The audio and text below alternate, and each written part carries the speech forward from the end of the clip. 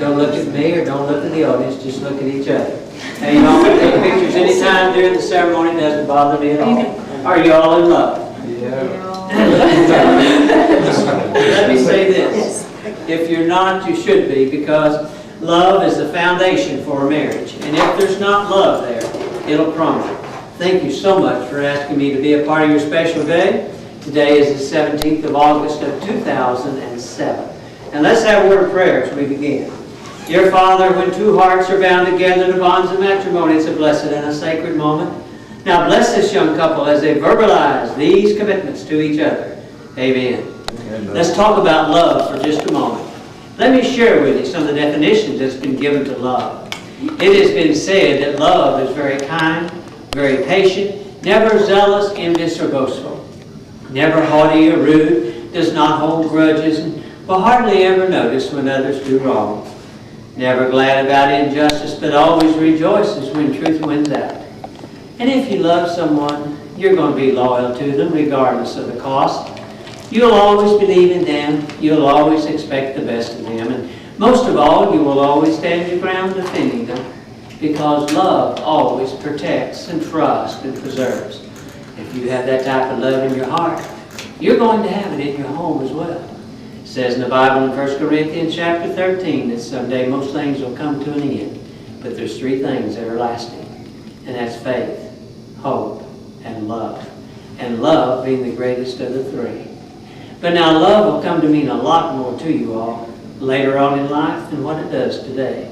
When you've weathered more changes, and acquired more patience, been able to laugh about life, and things didn't turn out maybe just the way you had it planned. Love also is smiling about your shared yesterdays, enjoying today together, and just looking forward with anticipation the beautiful tomorrows you have yet to share with each other. And sharing everything with each other is a necessity in order to have a successful marriage. And really, that's what love's all about. And may today be the beginning of a lifetime filled with happiness and a future filled with joy and love. Now, do you come here truly willing and it's your intent and desire to enter into a legal binding marriage? Yes, sir. Thank you. And do you come here truly willing and it's your intent and desire to enter into a legal binding marriage? Fine, thank you. At this time, we exchange wedding vows with each other. We start with the groom. Do you take this woman to be your lawful wedded wife from this day forward, for better or worse, for richer or poorer, in sickness and in health, and to love and to cherish, so long as you both shall live? I do. Thank you. And do you take this man to be your lawful wedded husband from this day forward, for better or worse, for richer or poorer, in sickness and in health, and to love and to cherish, so long as you both shall live? Fine, thank you. You know, there's many people out there in the world who believe it's an impossibility to have a healthy family and a good marriage relationship in a world like we live in today.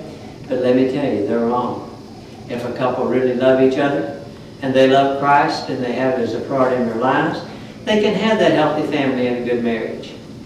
The foundation for that is where there's a growing marriage, where there is love, where there is communication, where there is commitment, and where there's children. They'll take their clues from their parents. And when you all set your goals and objectives, you agree on them together before you ever try to implement them. It'll work out a whole lot better down the road if you remember some advice that I just shared with you, please. At this time, we'll have the ring exchange. You said you had a ring for your bride. Would you place it on her hand? And as you do so, would you repeat after me? Take this ring. Take this ring. As a token of my constant love. As a token of my constant love. Fine, thank you. And you have a ring for the groom. Would you place it on his hand and repeat the same? Take this ring. Take this ring. As a token of my constant love. As a token of my constant love. Fine, thank you. Now, as you all look at those rings, you can see they're round, they're continuous, they have no end to them. Well, that's the same way the love that you all share with each other here today should always be. It should have no end to it. Continue to hold hands and just look each other eye to eye, if you would, please. And as you look at your husband-to-be, I wonder if you might be thinking something like this about him at this time. The love we share is more than ordinary love. We do things for each other to make our love so much fun. Giving to you, making you happy has made me feel happy too. You are truly wonderful. You have a gentle heart, which I promise I will never hurt. And I treasure our openness and our heart-to-heart talks. They've been so special to me. And I've shared with you all that I truly am. I've given you my truest feelings. And above all, my cherishest knowing that you're a part of me and I'm a part of you. And I'm very fortunate to have you in my life. You're the one person I can never forget. And the companion I promise I will share everything with. And the one that I will love forever. And as you look at your wife-to-be, I wonder if you might be thinking something like this about her. Sometimes it's not enough just to say I love you. Even though I do love you, I just feel I need to express more because there's been so much more in our relationship. Sometimes I just need to tell you that you're the love I live for. You're my dreams been made into reality. Yours is the arms that hold me close. It's your smile that brings a ray of sunshine, even in the darkest of days. And you're the one that keeps telling me, keep on believing in myself, in you, and in us. And you've become a part of me that I could never live without. And I want you to know as long as I'm living and as long as you care, I'm going to be here for you. I will always do anything I can for you. And I always ask that you remember this special time in our lives. 17 August 2007, Clarksville, Tennessee. I love you. As you all are standing there, hands joined, facing each other, I just wonder if this might be something that maybe both of you might be thinking about each other. I don't expect perfection from you, for I respect who you are. Don't expect you not to fail sometimes. You're just as human as I am. And I don't seek to know your secrets. And I won't ask you to carry every burden alone, because from now on, I'll be by your side. And I won't ask that you possess all the answers, because there's going to be times that you'll be as unsure as I am. I only ask that you let me be your friend when you need strength or laughter, your partner when it comes to our dreams and our future, your comfort when you want to forget the outside world. And I want to thank you for all that you've done for me, the wonderful things that you've said, the action that you've taken, but most of all, the differences that you made in my life. And I wish I could express that gratitude the way I feel in many ways. But it seems like when words come to mind, they usually find themselves short of the feelings I'd like to share and the things I'd like to say. But I want you to know that thanks is one emotion that flows deeply into the heart. And it's a wonderful feeling that never goes away.